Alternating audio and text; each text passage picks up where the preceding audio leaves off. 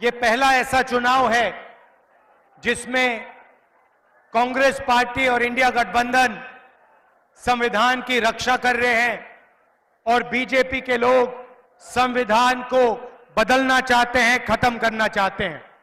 ఈ ఎన్నికలు కాంగ్రెస్ పార్టీ మరి ఇండియా కూటమికి మరియు బీజేపీ మరియు ఎన్డీఏ కూటమికి మధ్య జరిగే ఎన్నిక। ఈ ఎన్నికలు ఒక సిద్ధాంతం కోసం పోరాటం జరిగే ఎన్నిక, ఒక ఆలోచన కోసం పోరాటం జరిగే ఎన్నిక అని మీకు తెలియజేస్తా ఉన్నాను। अगर देश में गरीब लोगों को कुछ मिला, पिछड़ों को, दलितों को, आदिवासियों को कुछ मिला, तो उसका कारण ये किताब हमारा संविधान है।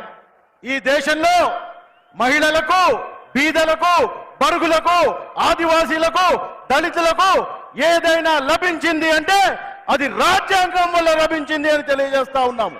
अगर आपको सरकार में रोजगार मिलता है, अगर पब्लिक सेक्टर बना, अगर आपको आरक्षण मिला, तो सारा का सारा इस किताब के कारण मिला। इस किताब से पहले आपके लिए हिंदुस्तान में कोई अधिकार नहीं थे। మీకు భారతదేశంలో స్వాతంత్రం వచ్చిన తర్వాత గవర్నమెంట్ ఉద్యోగాలు దొరికినా, ఇంకా ఎటువంటి ఉపాధి దొరికినా అది మొత్తం ఈ రాజ్యాంగం వల్లే వచ్చింది అని తెలియజేస్తా ఉన్నాం। हिंदुस्तान में 50% पिछड़े वर्ग के लोग हैं, 15% दलित हैं, 8% आदिवासी हैं, 5% गरीब जनरल कास्ट के लोग हैं, 15% माइनॉरिटी के हैं।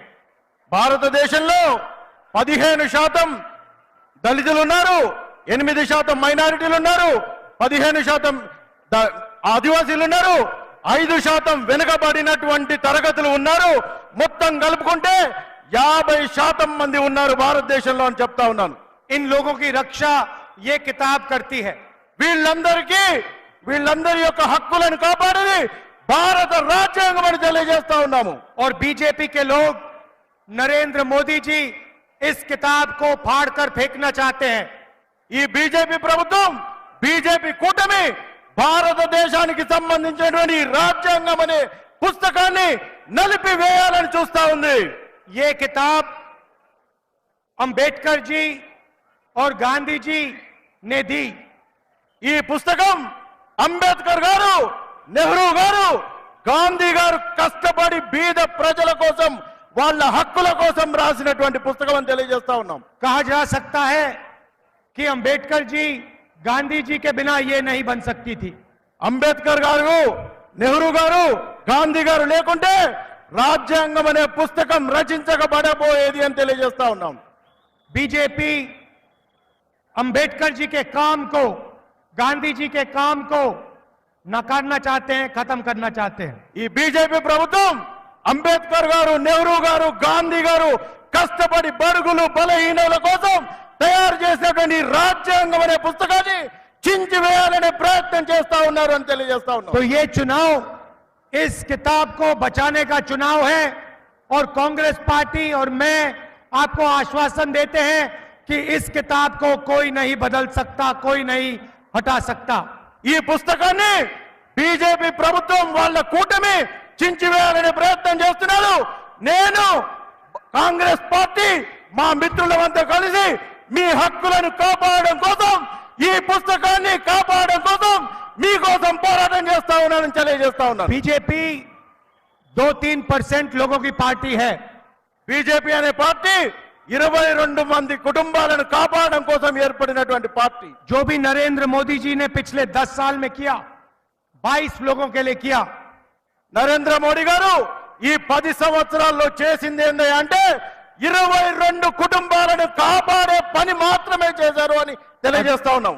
अदानी जैसे अरबपतियों का उन्होंने लाखों करोड़ रुपए कर्जा माफ किया। అదానీ, అంబానీల కోసం వాళ్ళ బ్యాంకు రుణాలను 16 లక్షల కోట్ల బ్యాంకు రుణాలను మాఫీ చేశారు నరేంద్ర మోడీ గారు అని తెలియజేస్తా ఉన్నారు। देश के सारे एयरपोर्ट, सारे पोर्ट्स, इंफ्रास्ट्रक्चर, डिफेंस इंडस्ट्री, सारी की सारी इन्होंने एक व्यक्ति को पकड़ा दी। భారతదేశంలో ఉన్నటువంటి విమానాశ్రయాలు, పోర్టులు, ఓడలు, విద్యా సంస్థలు, బ్యాంకులు అన్నిటినీ కూడా అమ్మి వేసి అదానీ అంబానీలను కాపాడే ప్రయత్నం చేస్తా ఉన్నారని తెలియజేస్తా ఉన్నారు. और किसानों का मजदूरों का ये कभी कर्जा नहीं माफ करते. కానీ 16 లక్షల కోట్లు 22 కుటుంబాల కోసం రుణమాఫీ చేసినటువంటి నరేంద్ర మోడీ గారి ప్రభుత్వం భారతదేశ రైతులకు మాత్రం రైతు రుణమాఫీ చేయదు అని తెలియజేస్తా ఉన్నాము. तेलंगाना की सरकार ने गरीब लोगों के लिए बहुत काम किया. తెలంగాణ ప్రభుత్వం బీదలు పేదల కోసం ఎన్నో పథకాలు తెచ్చింది అనే విషయాన్ని తెలియజేస్తా ఉన్నాము. 30,000 सरकारी नौकरियां तेलंगाना के युवाओं को दी. 30,000 ఉద్యోగాలు తెలంగాణ ప్రభుత్వం నిరుద్యోగులకు ఉద్యోగాలు కల్పించే విధంగా చేసింది అని తెలియజేస్తా ఉన్నాము. 10 लाख रुपए का हेल्थ इंश्योरेंस स्कीम आपको दिया. ఆరోగ్య భద్రత కోసం 10 లక్షల రూపాయలు ఉచితంగా తెలంగాణ ప్రభుత్వం కాంగ్రెస్ ప్రభుత్వం ఇచ్చిందని తెలియజేస్తా ఉన్నాము. गैस सिलेंडर 500 रुपए के किए. గ్యాస్ సిలిండర్ 500 రూపాయలకే ఇస్తా ఉన్నామని తెలియజేస్తా ఉన్నాము. महिलाओं के लिए फ्री बस ट्रैवल किया. మహిళల కోసం ఉచిత బస్సును తెలంగాణలో ఇచ్చామని తెలియజేస్తా ఉన్నాము. और 200 यूनिट फ्री बिजली के आपको दिए. 200 యూనిట్ల ఉచిత కరెంటు కూడా ఉచితంగా తెలంగాణ ప్రభుత్వం ఇచ్చిందనే విషయాన్ని తెలియజేస్తా ఉన్నాము. मैंने आपसे कहा कि हिंदुस्तान में 50% पिछड़े, 15% दलित, 8% आदिवासी, 15% माइनॉरिटी के लोग हैं. తెలంగాణలో 15% దళితులు, 15% మైనారిటీలు, 8% ఇతర వర్గాలు, ఈబీసీలు వెనుకబడ్డ వాళ్ళు మొత్తం కలుపుకొని 50% వరకు ఉన్నారనే విషయాన్ని తెలియజేస్తా ఉన్నాను. उनकी सच्ची आबादी और उनकी भागीदारी के लिए हमने तेलंगाना में कास्ट सर्वे, जाति जनगणना लागू किया है. ఏ కులంలో ఎంతమంది ఉన్నారు, మీ బలం ఏంటి, మీకు ఎన్ని డబ్బులు రావాలి, మీకు ఏం చేయాలి అనే దానికోసం జాతీయ కుల గణన అనేటువంటి పథకాన్ని తీసుకొచ్చి భారతదేశంలో తెలంగాణలో ఉన్నటువంటి ప్రతి జాతి యొక్క బలాన్ని తెలియజేసే పని కూడా తెలియజేస్తా ఉన్నామని తెలియజేస్తా ఉన్నాం. इससे तेलंगाना की जनता को पता लग जाएगा, दलितों को, आदिवासियों को, पिछड़ों को पता लग जाएगा तेलंगाना में उनकी कितनी भागीदारी है और कितनी आबादी है. దీంతోనే దళితులకు, బీదలకు, బడుగులకు, బీసీలకు, ఆదివాసీలకు మీ శక్తి ఎంత, ప్రభుత్వంలో మీ వాటా ఎంత అనేది కూడా తెలుసుకోవచ్చు అని తెలియజేస్తా ఉన్నాం. और यही काम दिल्ली की सरकार आने के एकदम बाद हम करने जा रहे हैं. ఇదే పని, ఇదే పథకం ఢిల్లీలో కాంగ్రెస్ పార్టీ రాగానే అక్కడ కూడా చేస్తామని తెలియజేస్తా ఉన్నాము. और हम पता लगाएंगे कि इस देश के धन में कितना धन दलितों के हाथ में है, कितना आदिवासियों के हाथ में है, कितना पिछड़े वर्ग के हाथ में है. ఈ దేశంలో ఎంతమంది ఆదివాసీలు ఉన్నారు, ఎంతమంది బీసీ బిడ్డలు ఉన్నారు, ఎంతమంది ఎస్సీ ఎస్టీలు ఉన్నారు, మైనారిటీలు ఉన్నారు అనే విషయం తెలిసిన తర్వాత మీ భాగస్వామ్యం ఈ ప్రభుత్వంలో ఎంతుంటే అంతకు తగ్గట్టు మీకు వాటా వచ్చే విధంగా ప్రయత్నం చేసేటువంటి కుల గణనను తీసుకువస్తామని తెలియజేస్తా ఉన్నాము. छोटा सा उदाहरण देता हूं. हिंदुस्तान में सबसे बड़े मुद्दे महंगाई, बेरोजगारी, मगर मीडिया कभी इन चीजों के बारे में नहीं बोलती. భారతదేశంలో అతి పెద్ద సమస్యలు నిరుద్యోగం, ధరల పెరుగుదల, కానీ ఈ విషయాలను మన మీడియా సోదరులు పట్టించుకోరు అనే విషయాన్ని తెలియజేస్తా ఉన్నాం. क्योंकि मीडिया में ना एक पिछड़ा है, ना एक दलित है, ना एक आदिवासी है. ఎందుకంటే మీడియాలో ఒక్క దళితులు లేరు, ఆదివాసీలు లేరు, మైనారిటీలు లేరు, బీసీ బిడ్డలు లేరు అనే విషయాన్ని తెలియజేస్తా ఉన్నాము. हिंदुस्तान के तो 200 सबसे बड़ी कंपनियों में आपको एक दलित, एक आदिवासी, एक पिछड़े वर्ग का व्यक्ति नहीं मिलेगा. మీకు ఈ మీడియాకు సంబంధించినటువంటి పెద్ద పెద్ద కంపెనీల్లో ఒక్క బీసీ బిడ్డ గాని, దళిత బిడ్డ గాని, ఆదివాసీ బిడ్డ గాని పెద్ద పెద్ద ఉద్యోగాలలో ఉండరు కాబట్టి ఉండరు అని తెలియజేస్తా ఉన్నాము. जाति जनगणना से हिंदुस्तान की सच्चाई सबके सामने आ जाएगी. జాతీయ జనగణనతోనే భారతదేశం యొక్క అసలైన కుల ముఖ చిత్రం బయటకు వస్తుంది అనే విషయాన్ని తెలియజేస్తా ఉన్నాను. और क्रांतिकारी राजनीति जाति जनगणना के बाद शुरू होगी। దాని తర్వాత ఒక విప్లవాత్మకమైనటువంటి భారతదేశ ముఖ చిత్రం భారతదేశానికి భారతదేశ యువకులకు అవపడుతుందనే విషయం తెలియజేస్తా ఉన్నాం. बीजेपी रिजर्वेशन को खत्म करना चाहती है। बीजेपी रिजर्वेशन को खत्म करना चाहती है। బీజేపీ ప్రభుత్వం భారతదేశంలో రాజ్యాంగం వల్ల మీకు లభించినటువంటి రిజర్వేషన్లను తీసివేయాలనేటువంటి ప్రయత్నం చేస్తా ఉంది అని తెలియజేస్తా वो ఉన్నాం. हमेशा से रिजर्वेशन के खिलाफ हैं। उनके बड़े बड़े नेता कहते हैं कि रिजर्वेशन खत्म होना चाहिए। आरएसएस के सबसे बड़े नेता ने कहा कि रिजर्वेशन को खत्म कर देना चाहिए। బీజేపీ ప్రభుత్వం వాళ్ళ నాయకులు ప్రతిసారి అవకాశం దొరికినప్పుడల్లా భారతదేశంలోని రిజర్వేషన్లను తీసివేయాలి అనే మాటలు ఎన్నో పత్రికల్లో టీవీ ఛానళ్లలో ఇదే విషయాన్ని చెప్పారు. భారతదేశంలో రిజర్వేషన్లను తీసే ప్రయత్నం మళ్ళీ చేస్తా ఉన్నారనే విషయాన్ని చెప్తా. आज 50% से ज्यादा रिजर्वेशन नहीं दिया जा सकता। 50% कैप ऑन रिजर्वेशन। ఈ రోజు 50% రిజర్వేషన్లు అమల్లో ఉన్నాయి. बीजेपी चाहती है कि रिजर्वेशन बंद हो, खत्म हो। బీజేపీ ప్రభుత్వం రిజర్వేషన్లు తీసేయాలి, రిజర్వేషన్లను మూసేయాలి అనేటువంటి ఆలోచన చేస్తా ఉంది. ये जो 50% का कैप लगा रखा है, इसे कांग्रेस पार्टी तोड़ के हटा के फेंक देगी।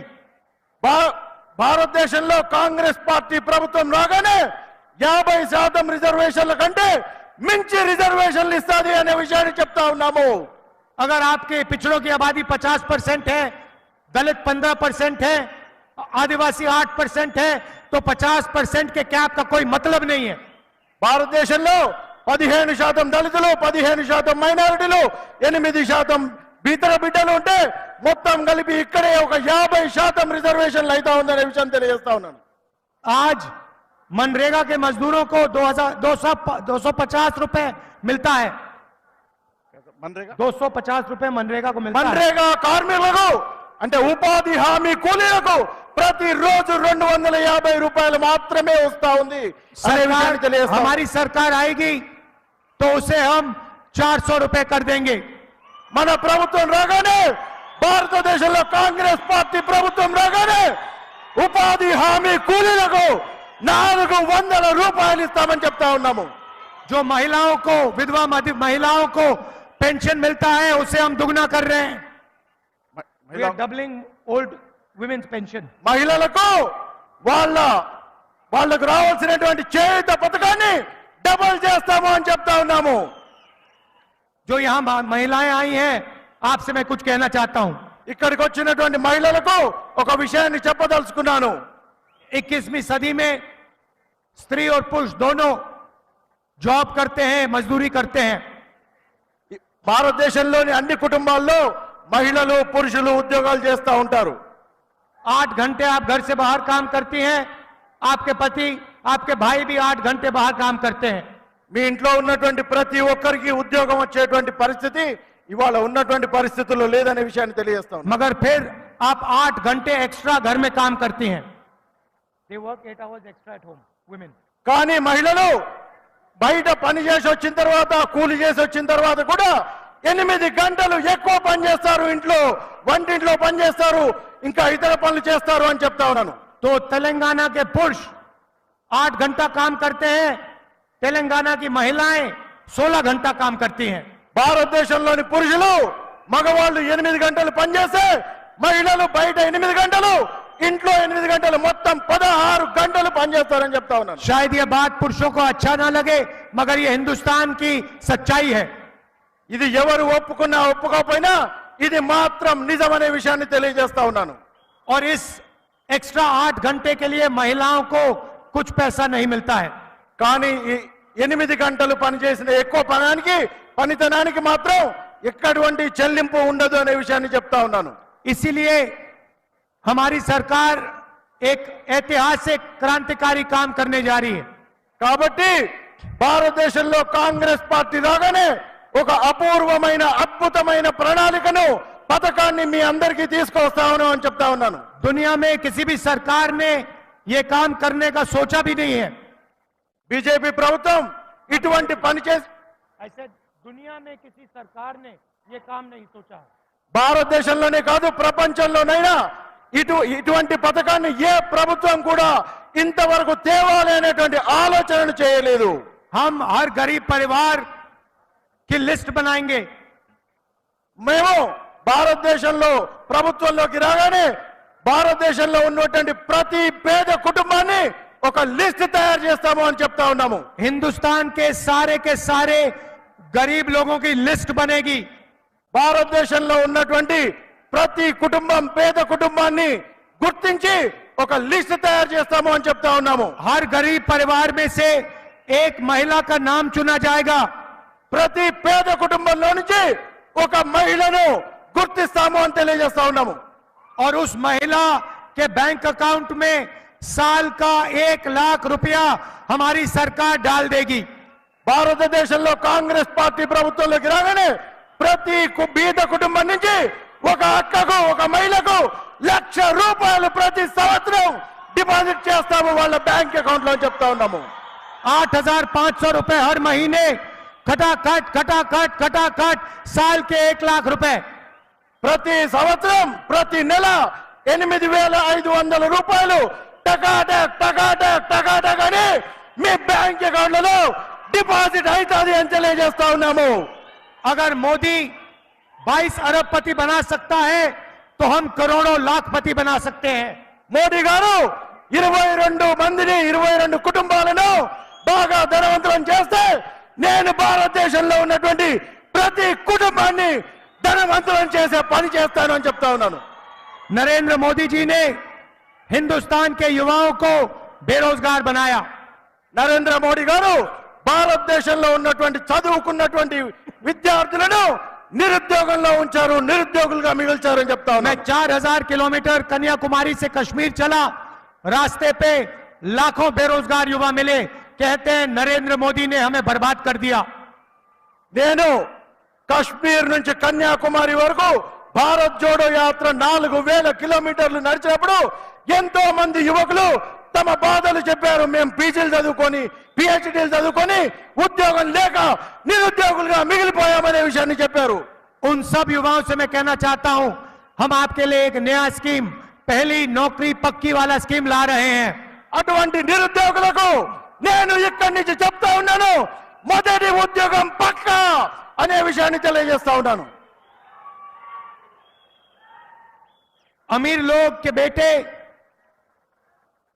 अप्रेंटिसशिप करते हैं. जॉब मार्केट में जाने से पहले 6-7 महीने की उनको टेम्पररी नौकरी मिलती है.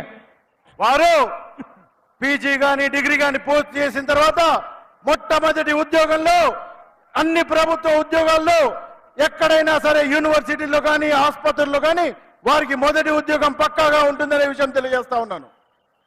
ये मौका हिंदुस्तान के बेरोजगार ग्रेजुएट्स को, डिप्लोमा होल्डर्स को नहीं मिलता.